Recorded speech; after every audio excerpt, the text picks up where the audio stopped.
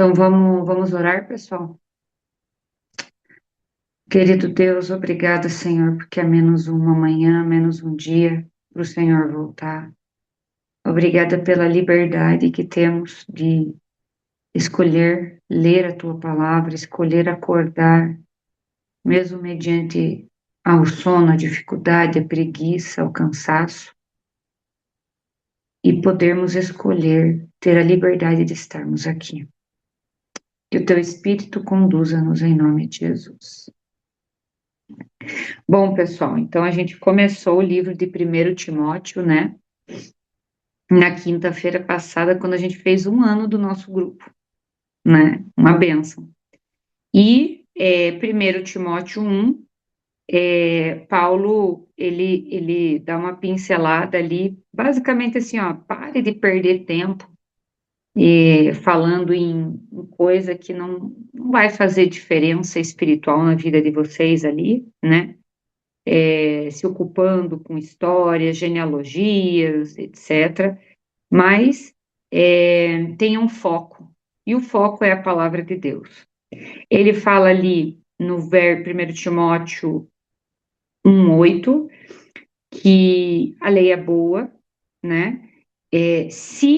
Se utiliza da lei de forma legítima, de forma correta, né? Então, quando a pessoa usa a lei de Deus com um propósito correto, então a lei se torna boa, beneficente. Se não, a lei ela é uma maldição, como diz lá em Gálatas, né? Então, uma mesma lei, ela pode ser ou boa, ou bênção, ou maldição.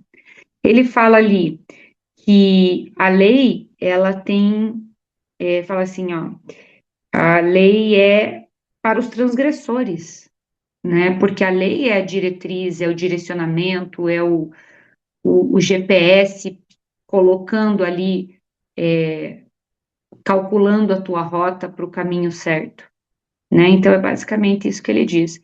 Ele também reconhece que ele era blasfemo, perseguidor e insolente no verso 13, né? Mas ele fala assim: eu fiz isso por ignorância, né? E Deus perdoa os ignorantes, Deus perdoa aqueles que fazem coisas erradas, que pecam sem saber.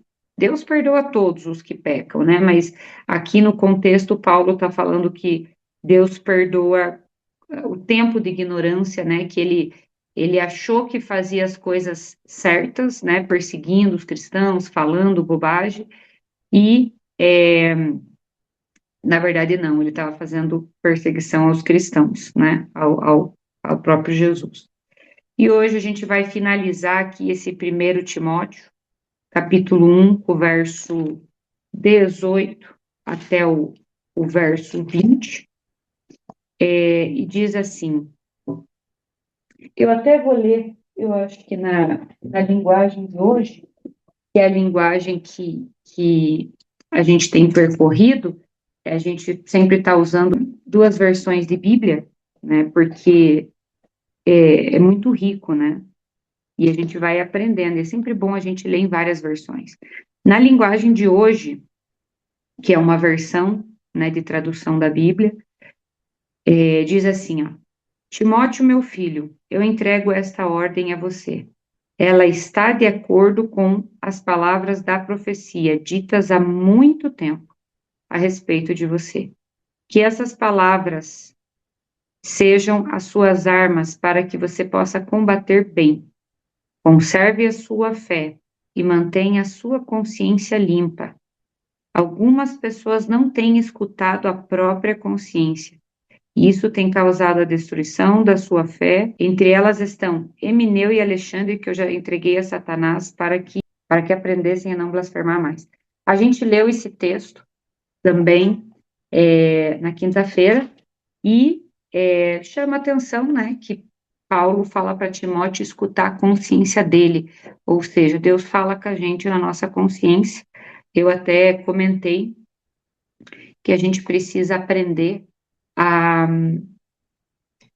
a diferenciar os nossos pensamentos da voz de Deus, né? E é um processo. Eu particularmente, eu fiz um combinado com Deus, que é uma coisa minha e dele, é como se fosse um código, né? Então eu fiz esse código, esse combinado com Deus, para que toda vez que o Espírito Santo estiver falando comigo, eu sou meia devagar para entender. Então eu fiz esse combinado com Deus e toda vez que o Espírito Santo falar comigo, ele tem que fazer esse código para que eu me esperte e saiba, opa, não é a minha consciência, não é a minha ideia, não é o que eu acho, não é o conveniente, não é o racional, não. Não é nada vindo da Maiara e do pensamento da Maiara, é o Espírito Santo. Então eu tenho dois combinadinhos com ele, dois códigos. Ele tem que fazer uma coisa e depois outra. Se faz isso, porque assim eu estou dispersa, né? E são coisas do dia a dia, né? E você vai, eu vou dar um exemplo simples, né? Nesse sábado aconteceu uma situação, e aí eu fui na igreja assistir uma palestra lá de uma moça que veio, muito boa palestra, uma palestra científica muito legal.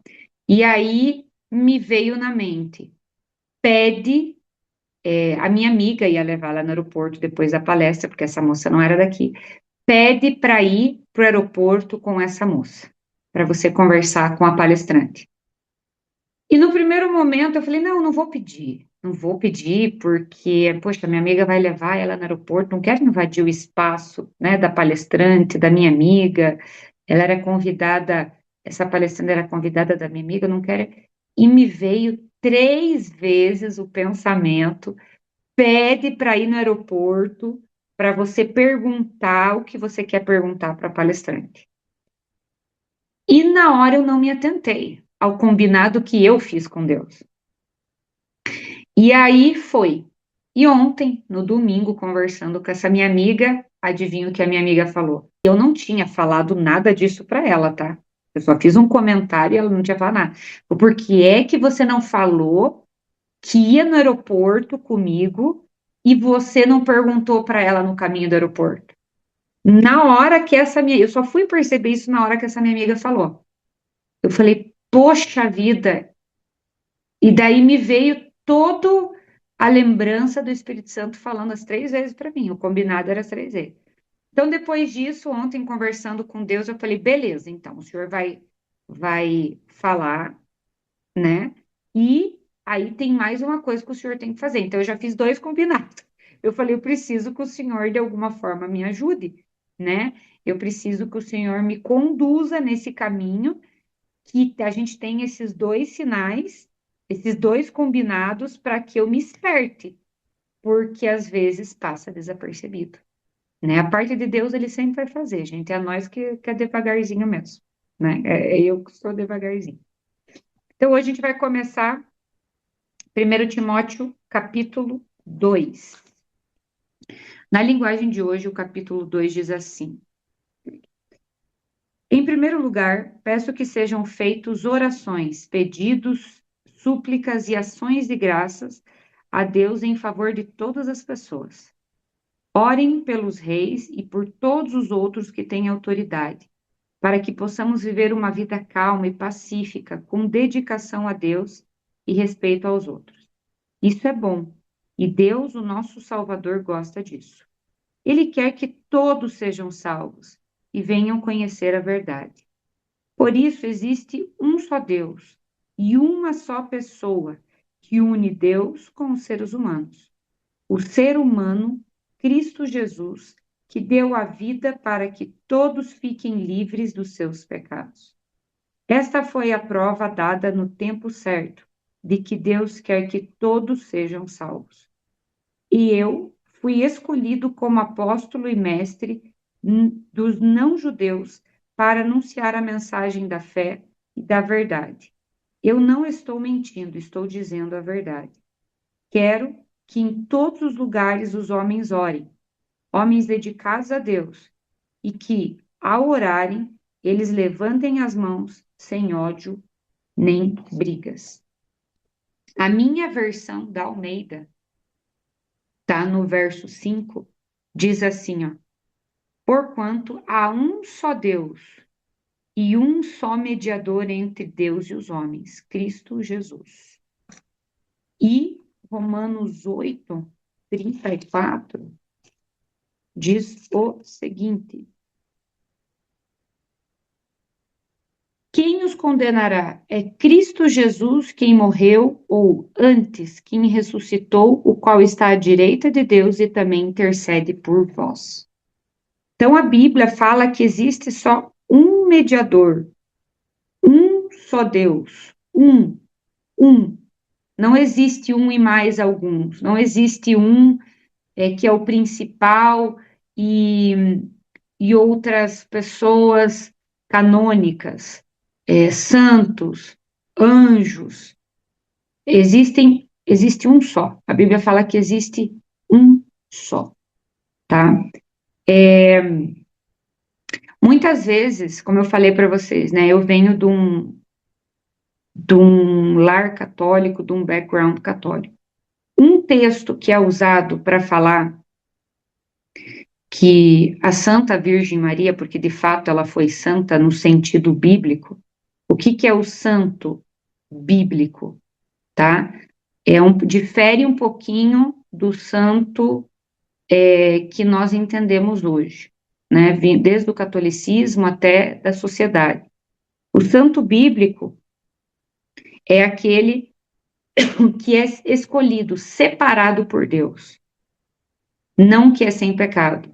Então, a Bíblia fala, santifiquem-se, né? Fala, esse é o meu povo escolhido, esse é o meu povo eleito, esses são os santos do Senhor. Não é no sentido sem pecado, imaculado e que intercede por nós. O contexto que a Bíblia fala de santidade relacionada a pessoas, a um povo bíblico, não exclui pecado, muito pelo contrário, mostra que são pecadores, mas que Deus escolheu com um propósito, um fim específico, tá? E isso não é sinônimo, não é igual, não ter pecados, não é sinônimo, não é igual ser alguém diferenciado nesse sentido de, olha, é um paralelo a Jesus, essa pessoa. Simplesmente ser santo no contexto bíblico é sinônimo de Deus escolheu esse povo, no caso, a Bíblia fala sobre ser santo desde lá do Antigo Testamento. Ele fala que o povo de Israel era santo. E o povo de Israel pecou, blasfemou, fez um monte de coisa, mas era santo no sentido que Deus escolheu esse povo com um propósito. Da mesma forma, a Santa Virgem Maria, ela não é santa imaculada sem pecados. Ela é santa porque ela foi escolhida com um propósito específico. E para mim, pessoal, o propósito específico que essa mulher foi escolhida, eu a admiro profundamente, porque para Deus escolher uma mulher no planeta inteiro para ser mãe de Jesus, uma camponesa para ser mãe de Jesus, gente, que privilégio. Mas não era no sentido, como eu falei, sem pecado, imaculado ou coisa assim.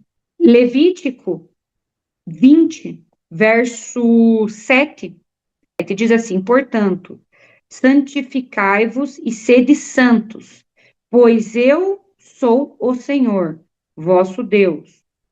E aqui ele explica como ser santo. Guardai os meus estatutos e cumpri-los, ou os meus mandamentos e cumpri-los. Eu sou o Senhor que vos santifico.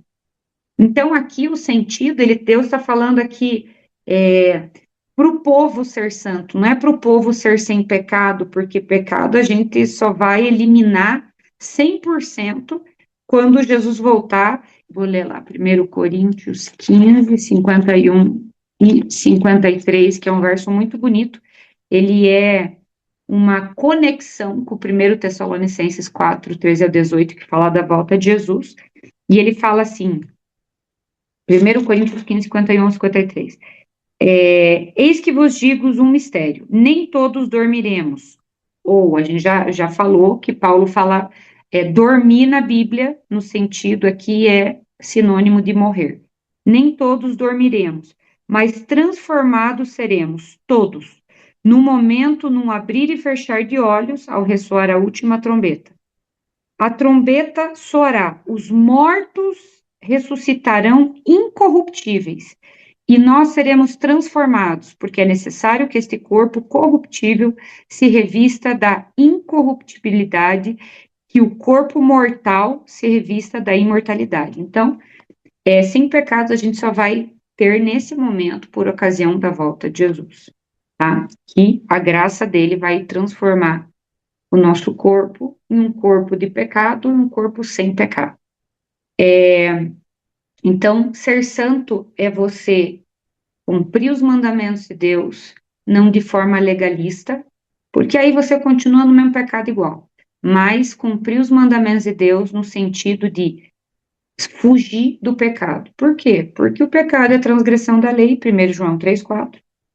E a gente, ali, 1 Timóteo, que a gente já comentou também, né, hoje, no verso 8, ele fala, ó, o pecado ele tem dois caminhos, ou a legalista, né, a maldição, que fala muito em Gálatas, ou você usar ele em favor da santificação, de fugir do pecado, porque ele nos mostra o pecado, né? Então, nós só temos um único mediador. Outro verso, só para ampliar um pouquinho esse texto, porque é usado o texto do primeiro milagre de Jesus, tá? Falando que ele transformou água em vinho no casamento, lá em acho que é em Caná, se eu não me engano, a cidade, agora me fugiu o termo certo, o nome certo. E Maria chega para Jesus e fala: meu filho, né? Olha lá, acabou o vinho. Então, é muito usado esse verso para dar sustentação e falar: tá vendo? Maria, nossa intercessora, porque ela pediu para Jesus. E Jesus fala: mulher, que tenho eu contigo, não, ainda não me é chegada a hora. E Jesus vai lá e faz o milagre. Primeiramente, esse verso não é desrespeitoso quando ele fala mulher que tenho eu contigo, né? Existia todo um contexto, então ele não foi desrespeitoso com ela, mas ele faz o seu primeiro milagre ali, e esse texto é usado para falar, tá vendo? Maria foi intercessora, ela pediu e ele obedeceu, né? Mas a Bíblia fala que o único intercessor com todas as letras, né, tanto lá em Romanos 8:34, quanto em 1 Timóteo 2:5, é Jesus, né? Existe o fato de realmente Maria ter pedido a Jesus para fazer o milagre, né? E eu acho que se eu fosse Jesus, Maria tivesse na situação dela, eu também faria isso, né? Afinal, é o meu filho. Ela não via Jesus, ela via Jesus também como prometido, o Messias, o Filho de Deus, sobretudo como filho dela, como eu vejo os meus, né? Então ela tinha essa intimidade, essa abertura, mas a Bíblia ela dá uma sustentação muito forte com palavras e desenhada. Só tem um mediador, que é Jesus, tá? Mesmo porque ela também fala sobre a vida após a morte, que nós já falamos sobre 1 Tessalonicenses 4:13-18, né? Maria, na ocasião da ressurreição e morte e ressurreição de Jesus, ela estava viva, né? E a Bíblia, em lugar nenhum, mostra que quando ela descansou o sono da morte, ela foi para o céu interceder com Jesus. Então, só explanando bem esse texto. Deixa eu ver aqui, a gente leu até o verso 8 na linguagem de hoje, né? Agora a Bíblia vai falar sobre a conduta da mulher cristã. Verso 9 diz assim: quero também que as mulheres sejam sensatas e usem roupas decentes e simples, que elas se enfeitem, mas não com penteados complicados, nem com joias de ouro ou de pérolas, nem com roupas caras, que se enfeitem com boas ações, como devem fazer as mulheres que dizem que são dedicadas a Deus. As mulheres devem aprender em silêncio e com toda a humildade. Não permito que as mulheres ensinem ou tenham autoridade sobre os homens. Elas devem ficar em silêncio, pois Adão foi criado primeiro e depois Eva. E não foi Adão quem foi enganado. A mulher é que foi enganada e desobedeceu à lei de Deus. Mas a mulher será salva, tendo filhos, se ela com pureza continuar na fé, no amor e na maldição de Deus. Gente, aqui, esse verso. Bom, primeiro eu vou por partes. Aqui, fala. Eu gosto desse texto porque ele fala como uma mulher cristã que serve a Deus tem que se portar, tem que se vestir, né? Até o penteado fala. Eu, particularmente, gente, não vejo. A Bíblia não fala que é pecado o uso de joias. A Bíblia não fala que é pecado você se vestir bem, tá? O contexto, se você ler, é praticamente assim, ó, que você apareça pelo teu caráter, pelas tuas boas ações, mulher. Que você chame atenção pelo que você faz da obra do Senhor, pela tua essência. Que você não chegue igual um pavão, um pinheirinho, uma árvore de pinheirinho chamando atenção. Que você, que a tua atenção não chame pelo teu vestuário, pela roupa de grife que você usa, pelo relógio, pelo brinco, pelo talvez teu penteado, pela roupa que você está usando, talvez modelando o corpo. Que não seja isso que chame a atenção dos homens e das pessoas, mas sim a tua essência, o teu caráter. Para mim é muito claro que esse é o contexto bíblico, tá? Não é falando assim, que o uso de joias é pecado. Não, eu não acho que o uso de joias é pecado. Não existe verso bíblico falando que o uso de joias é pecado. Todavia, sim, o uso de joias, ele vai exaltar o teu eu, né? Ele vai exaltar a tua vaidade. Isso é um fato, né? Mas aí eu acho que vem muito de cada pessoa fazer essa autoavaliação. Por exemplo, eu sei que tem denominações que orientam ao não uso de joias, né? E esse é um texto usado. Eu sei com propriedade da Igreja Adventista.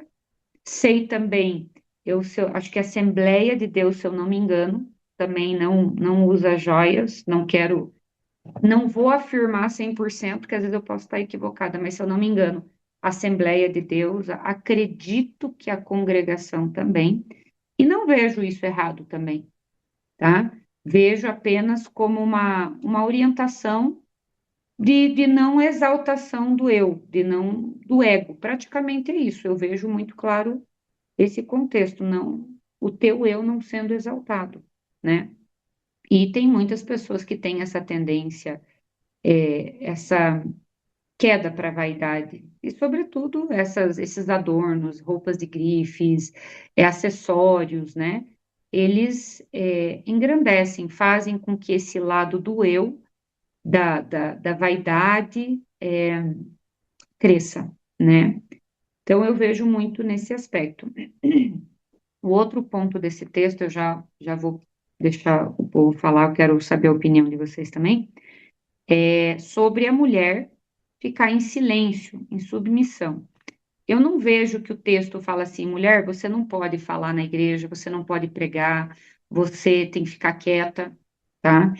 Eu não vejo nesse contexto, mesmo porque o contexto da época era muito diferente do contexto hoje, né? Se eu pegar esse texto e aplicar hoje e falar assim, o verso 11 na Almeida, né, que ela é mais seca, né? Fala assim: a mulher aprenda em silêncio e com toda submissão. Até aí, eu acho que o movimento feminista, ali começou ali um pouquinho, né, ali na Revolução Francesa e começou a vir crescendo, eu acho que desde aquele tempo está sendo plantado na nossa mente, na sociedade, quando fala assim, a mulher seja submissa, a sociedade tem entendido para a mulher, tipo assim, calha a boca, o homem que manda, você fica quieta, você vai ser um cachorrinho na mão do homem. É essa sementinha que a sociedade, o movimento feminista tem tem trazido de forma direta e indireta, e quando, vou falar por mim, tá? Quando eu leio, eu vejo essa sementinha aflorando. Mas depois que eu estudei Efésios, depois que eu comecei a estudar profundamente o papel do homem e da mulher, e quando eu entendo que a Bíblia fala, mulheres sejam submissas ao vosso marido, como vocês têm que ser submissa a Jesus, né? Como a igreja deve ser a Cristo, eu vejo um entendimento diferente. Eu vejo um Deus de amor, a ponto de dar vida por mim, fazer tudo, derramar o sangue dele por mim, passar por humilhações, e a todo momento ele podendo desistir, estralar os dedos, vir milhares e milhares de anjos ao encontro dele, socorrê-lo, e na mente dele falar: não, eu amo a Maiara, eu amo a Simone, eu amo a fulana, eu amo a ciclana. A todo momento eu vejo o meu nome na mente dele, falo, não, eu vou passar por isso por amor àquela pessoa. Como que eu não vou ser submissa a uma pessoa que entrega a vida no meu lugar? Então eu entendo nesse contexto. Aqui fala que Eva foi enganada, né? E Adão escolheu pecar. Então eu vejo nesse contexto. Não, e no contexto da época também, no contexto da época, mulheres não falavam muito, né? Mas você pode ver, por exemplo, o que que você faz com as ações das mulheres ali, né, que andavam com Jesus. Ele não foi, você não vê nenhum texto bíblico, Jesus mandando elas calar a boca, ou fazendo alguma atitude grosseira, que é o que muitas vezes pessoas interpretam os textos. Muito pelo contrário. Quando Maria foi lavar os pés de Jesus, né, com o vaso ali de alabastro, com um perfume, o que que ele fala? Ó, fica de boa aí vocês. Deixa ela. Quando Judas foi falar, ó, Senhor, a gente podia pegar esse vaso que foi caríssimo, esse perfume, e vender aos pobres, né? Esse texto tem muitos ensinamentos, que Judas não foi com o coração todo bondoso assim, mas o ponto que eu quero destacar nesse texto é que Jesus fala assim: fica de boa, porque o nome dela vai estar registrado. E o que você faz com mulheres ungidas de Deus? Nós aqui que estamos falando, que tantas vezes nos manifestamos, que estamos lendo a palavra, tantas mulheres palestrantes que testemunham, levam a palavra de Deus, né? Não é isso que a Bíblia fala, né? A Bíblia fala de Priscila e Áquila também, que ajudaram tanto na obra do Senhor. Então, o contexto aqui é social da época, e não vejo o texto falando de maneira alguma, mulheres, vocês não podem falar, não podem pregar a palavra, não vejo isso. Em 1 Timóteo capítulo 3, na versão linguagem de hoje, que diz assim, o título é Os Bispos. Este ensinamento é verdadeiro. Se alguém quer muito ser bispo na igreja, está desejando um trabalho excelente. O bispo deve ser um homem que ninguém possa culpar de nada. Deve ter somente uma esposa, ser moderado, prudente e simples. Deve estar disposto a hospedar pessoas na sua casa e ter capacidade para ensinar. Não pode ser chegado ao vinho, nem briguento, mas deve ser pacífico e calmo. Não deve amar o dinheiro. Deve ser um bom chefe da sua própria família e saber educar os seus filhos de maneira que eles a obedeçam com todo respeito. Pois se alguém não sabe governar a sua própria família, como poderá cuidar da igreja de Deus? O bispo não deve ser alguém convertido há pouco tempo. Se for, ele ficará cheio de orgulho e será condenado como o diabo foi. É preciso que o bispo seja respeitado pelos de fora da igreja, para que não fique desmoralizado e não caia na armadilha do diabo. Bom, aqui já exclui mais da metade dos bispos que a gente conhece hoje, né? Mais da metade, acho que uns, sei lá, 80, 90%. Que deve ser um homem que ninguém possa culpar de nada, obviamente, não um homem sem pecado, porque a gente sabe que a Bíblia fala todos pecaram, né? Menos um, que é Jesus. Um homem que tenha uma só esposa, tá, beleza, né? Seja moderado, prudente e simples. Aqui já caiu na malha fina mais de 90%, né? Porque hoje os bispos aqui, vou aumentar ali, pastores, apóstolos, sei lá mais o que que se chamam, né? Não são simples. Não tem, não vejo. Muitos não são simples. Não pode ser chegado ao vinho, nem briguento. Nossa, só na televisão eu vejo mais de meia dúzia brigando e gritando, né? Deve ser pacífico e calmo. Então, já não tem um monte aí, podia dar nome aos bois, como disse, né? Mas não vou fazer, mas só ligar a televisão nesses canal aí, de igreja e nessas. Tem um monte de igreja aí que a gente já vê isso. E não amar, não deve amar o dinheiro. Ah, aqui já caiu todo mundo, quase, né? Porque você vê hoje muitos líderes que ostentam de forma literal mesmo o dinheiro, ostentam o relógio, usa calça do Zezé de Camargo, de sertanejo, aí pregar lá na frente, né? É bem justinha, fica tentando as irmãs, solteira. Eu vejo bastante essas características. E eu acho que isso daqui é um sinônimo. Ali você pode colocar um paralelo com a mulher virtuosa, com a mulher que a gente leu ali, né, do verso 8, segundo 1 Timóteo, capítulo 2 do verso 8 ao 11, ao 10, né? Eu acho que é a mesma linha, né? Você quer servir a Deus, quer ser um pastor, quer ser um bispo, quer ser um apóstolo, sei lá mais o que que chama, que as pessoas te reconheçam pelo teu caráter. Não pelo relógio, pela caneta, pelo carro, pela fazenda que você tem, pela prosperidade que você tem. Não que seja errado, eu não vejo, Abraão foi rico, né? Salomão foi rico, mas Salomão foi conhecido pela sabedoria dele, não pela riqueza. A riqueza foi um acréscimo de Deus, que muitos sabiam, mas o que que chamou a atenção da rainha de Sabá de Salomão não foi a riqueza dele, foi a sabedoria dele que ele pediu a Deus, né? A simplicidade. Abraão foi rico, mas ele era conhecido pelo quê? Não pela riqueza dele. Realmente, muitos reconheciam a riqueza dele, mas ele era reconhecido por obedecer a Deus. Quando os reis lá chegavam para ele, e falavam, realmente Deus está contigo, vamos fazer uma aliança, que você não incomode meu povo não incomoda você. Não era pela riqueza, é porque reconheciam a bênção de Deus sobre Abraão, que ele era um homem de Deus. Então, não é errado você ter prosperidade. A Bíblia respalda muitos servos do Senhor com pobreza, simplicidade, humildade e o Espírito de Deus, e com riqueza, simplicidade, humildade e Espírito de Deus.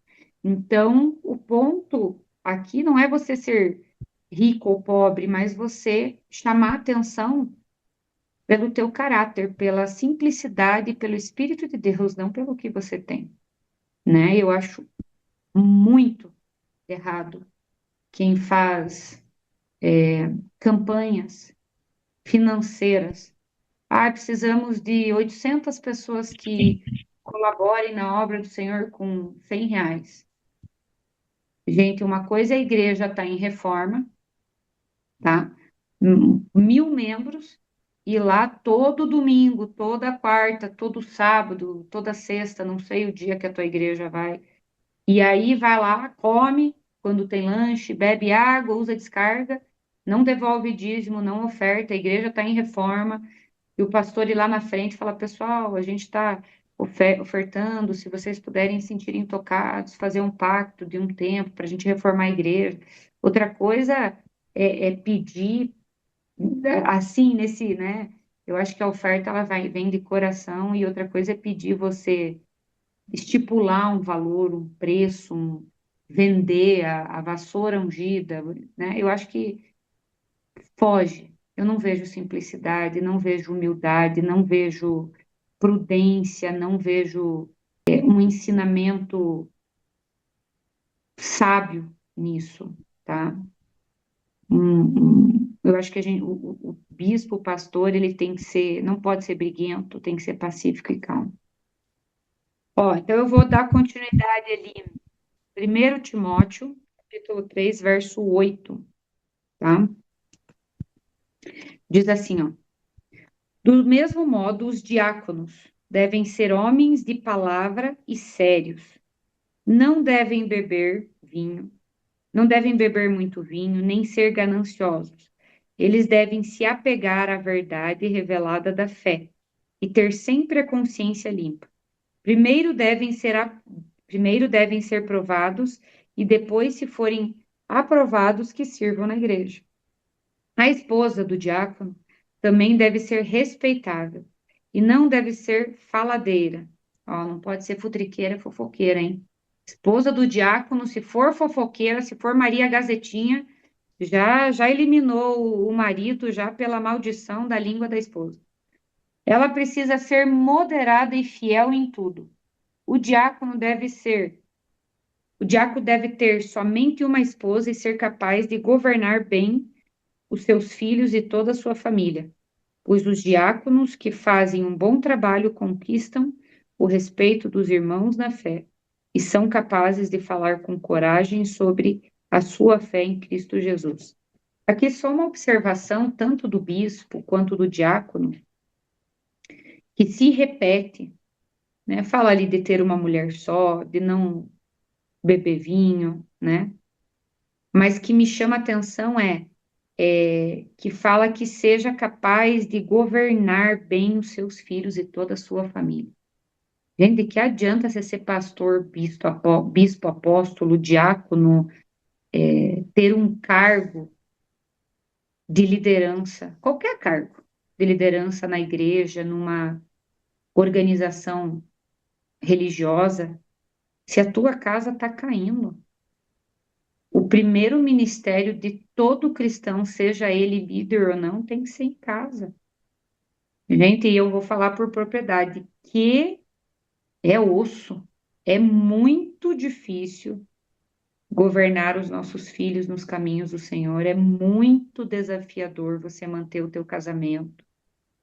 Por mais que você ame o teu marido, a tua esposa, falando com propriedade da minha vida, que é muito imperfeita, né? Tem muitos erros, cheio de pecados diários, mas assim, todo dia no meu culto pessoal, no meu culto familiar, eu imploro a Deus pela bênção, eu abençoo meu marido, ele me abençoa.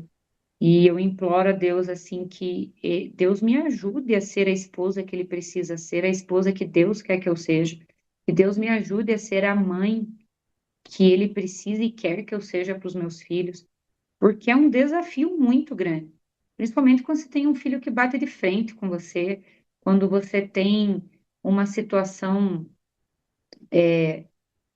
sabe, desafiadora com os filhos, sobretudo, né? Porque, por exemplo, meu marido trabalha o dia todo, se a gente tem alguma desavença, quando tem mais final de semana, né? Que a gente está ali o dia todo, então vamos dizer que a carga horária de desavença é menor, mas com os filhos, que eu fico, né, mais tempo ali, é muito desafiador. E você governar, você direcionar os teus filhos ali numa situação de briga, numa situação de um filho estar te enfrentando e você deixar o teu ódio, a tua raiva, a tua ira de lado e ter o domínio próprio conduzido pelo Espírito Santo e parar tudo e orar, e você ouvindo aquela gritaria, aquele estresse, aquela briga, confusão, e você parar e falar: Deus, me dê sabedoria, me orienta, ajude esse meu filho, essa minha filha, e você deixar o ódio, a raiva, a ira de lado para orar pelo teu filho naquele momento de fogo, cara, é muito difícil. E é isso que a gente tem que fazer, né? Então é um desafio, e não adianta você ter filhos perdidos dentro da igreja, né? O teu filho, ele tem que amar Jesus, porque gente que conhece Jesus, que é professor em Jesus, que é doutor em Jesus, em doutrinas, em histórias denominacionais, tem um monte. tem um monte de gente que eu creio que vai se perder, sendo doutorado, doutorado de doutorado na Bíblia, mas que não conhecem Jesus. Eles sabem de Jesus, mas eles não conhecem intimamente Jesus. Então, quando fala governar os filhos, é nos caminhos do Senhor, mas, sobretudo, que os teus filhos conheçam intimamente esse Jesus, que esse líder, ou que você, que não é líder, né, que você é um membro, é um cristão, crê e prega.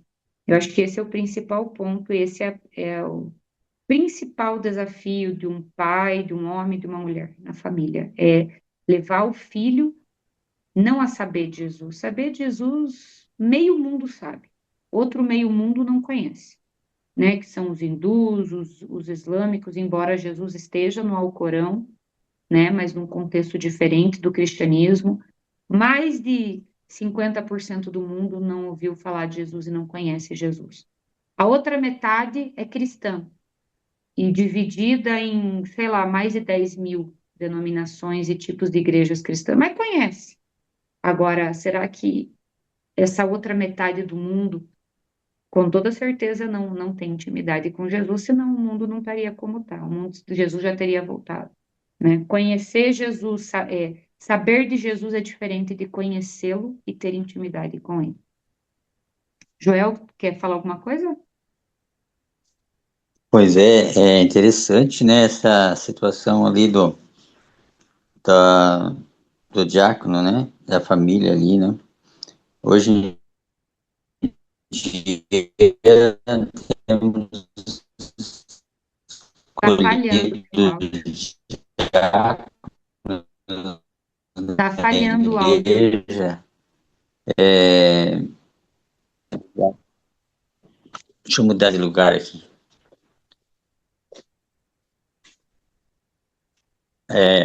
Na verdade, nós fazemos a reunião, né, para escolher o diácono, né. E aí, mas ninguém vai saber como que é na casa da pessoa. Ninguém foi visitar o diácono ali para ser escolhido como diácono, né? Mas é nomeado como diácono. Então, ali a gente vê assim que a gente precisa conhecer mais a função do diácono e como devemos viver, né? E aí eu vejo assim que quando nós, como me colocaram já como líder de diácono já duas vezes, né? E aí eu fico pensando assim, eu tenho que informar eles, porque ele vem o livrinho do diácono, né? Mas as informações ali. Mas aqui a Bíblia, ela é bem, enfatiza bastante, né? A forma como tem que ser o diácono, né? E como tem que ser a família do diácono também. Mas eu no caso, só eu aqui em casa, né? Sou adventista, então muda a situação também. Mas aí eu vejo assim que o que eu tenho que, como eu devo viver na minha casa? Eu devo ser o exemplo. Muitas vezes a gente não é falando, né? Mas é vivendo, né? Mas, E aí, Joel, você aí falou nós assim, vemos, só eu na minha casa sou adventista, né? Então vamos atualizar. Eu acho que a questão do irmão ser adventista não é o ponto. Só o irmão ser adventista. Digamos assim, claro que o ideal é o julgo igual, a Bíblia fala do julgo desigual. Mas se na tua vida existe um histórico que você casou lá atrás com julgo desigual, etc, etc, etc, e você veio se tornar adventista, né, pelas tuas crenças, e a tua esposa ou é ateu, ou ela não crê em Deus, ou por algum motivo ela é de outra denominação, eu acho que o ponto não é nem a igreja. O ideal é o julgo igual. A Bíblia fala muito sobre isso, né? Mas se, tipo assim, existe o ideal e o real. Você tá com o real, né? Sempre focando no ideal, mas a gente vive o real. Então, eu certo? acho que o ponto que no teu caso não desmereceria a tua esposa ser de uma outra denominação.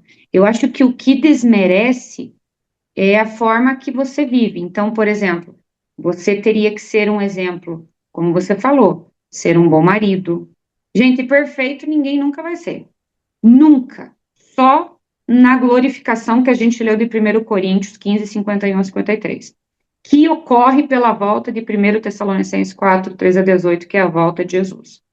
Então, assim, até então nós estamos caminhando, né? Nós temos o nosso GPS e muitas vezes ele faz recalculando a rota, porque a gente sai da rota. Então, eu acho que aqui o ponto é você escolher o estilo de vida que você quer, né? Eu acho que não é você não ter pecados, não é a tua família não ser perfeita no sentido, você, no caso da igreja adventista, você ser adventista, tua esposa ser adventista, todos teus filhinhos ser adventista. Existe o ideal, mas não é, porque a gente, né, muitos de nós aqui, falo por mim, a gente se converteu na metade do caminho, né? Então, assim, é o estilo de vida que você escolhe levar para a tua vida, é o estilo de vida que você escolhe ter como marido hoje. Eu acho que isso não desmereceria uma função sua de diácono, se você está buscando esse GPS, né?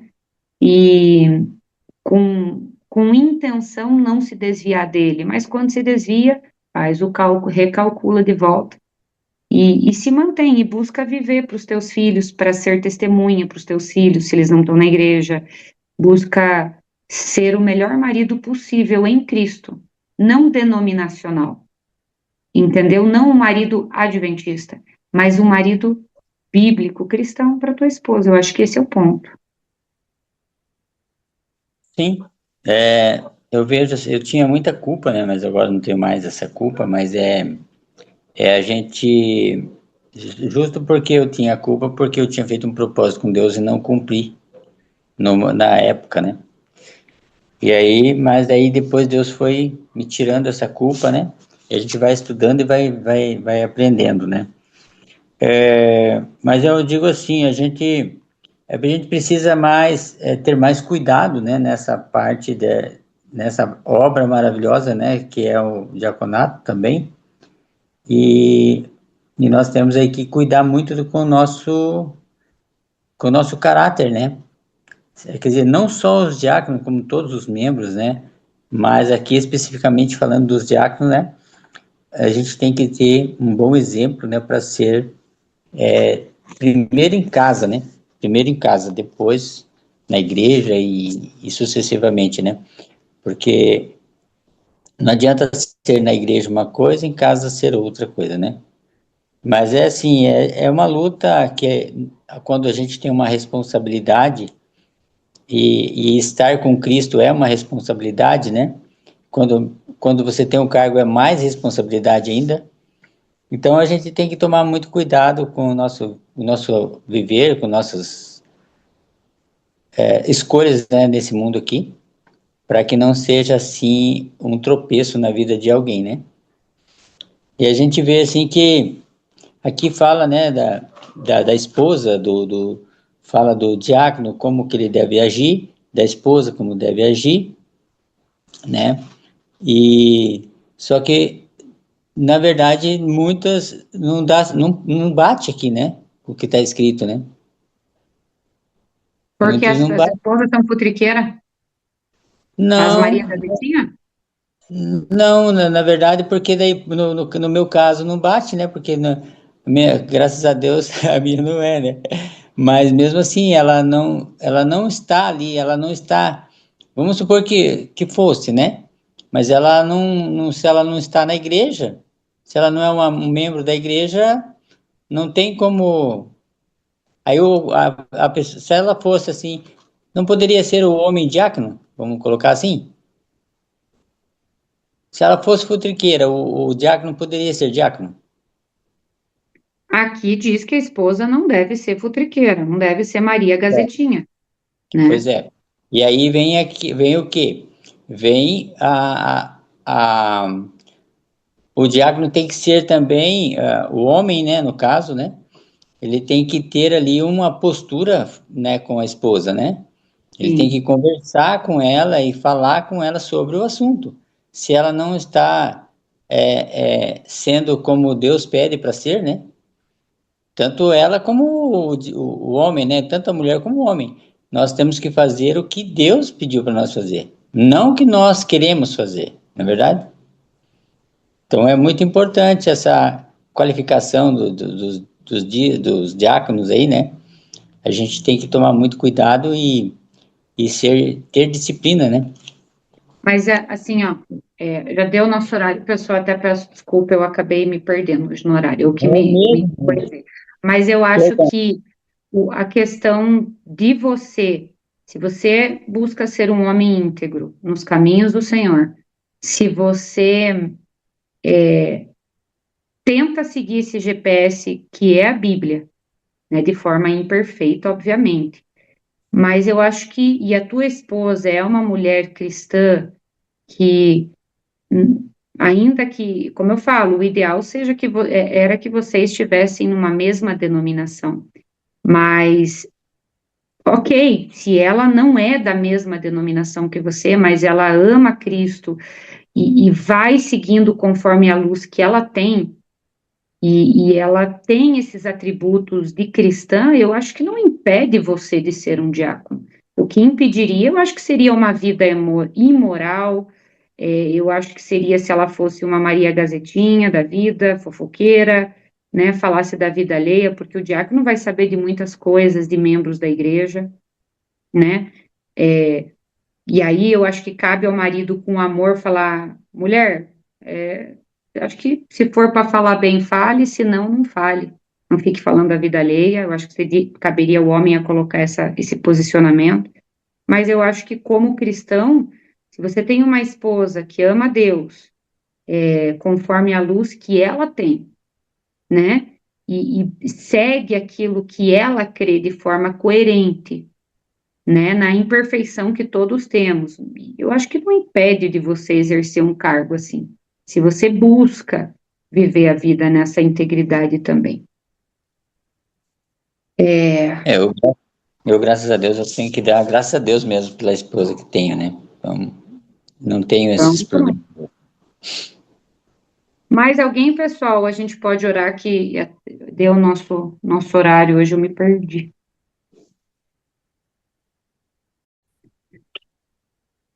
Joel, você pode finalizar com uma oração para nós, então, por gentileza?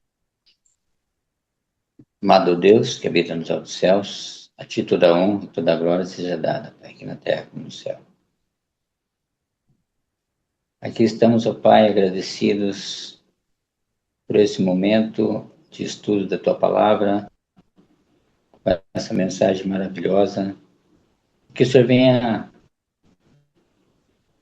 nos guiar, Senhor, nas Tuas veredas. Nós venhamos a estar sendo, onde estivermos, nosso trabalho, nesse dia, Senhor.